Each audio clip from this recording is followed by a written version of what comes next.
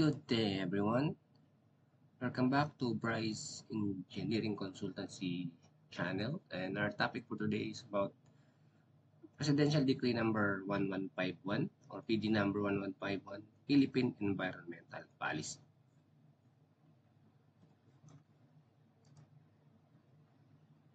Oh, what happened?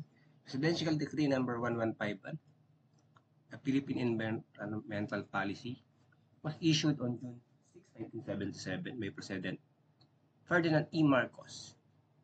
It declares a national environmental policy for the Philippines emphasizing the protection, enhancement, and promotion of environmental quality.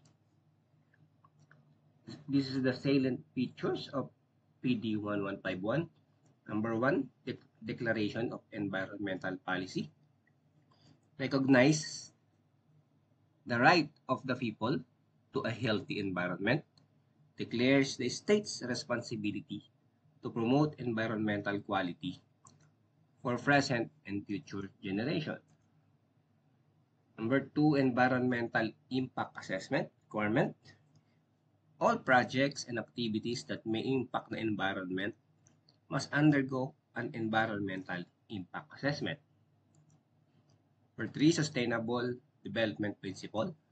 Encourages rational use of natural resources to balance economic growth with environmental protection. Promotes harmony between human activities and nature. Number 4, citizens' participation. Encourage public awareness and involvement in environmental protection efforts. Recognizes the role of communities, industries, and organizations in environmental conservation. Number 5, government's role and responsibility.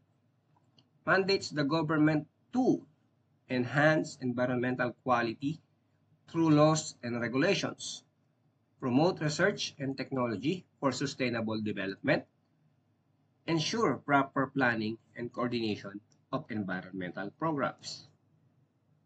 Presidential Decree number 1151 was later enforced by PD 1586, which created the Environmental Impact Statement EIS system, institutionalizing the EIA process.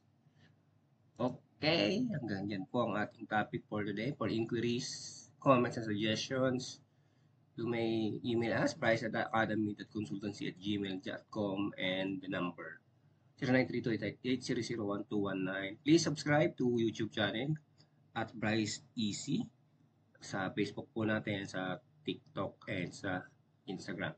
Thank you very much and have a nice day.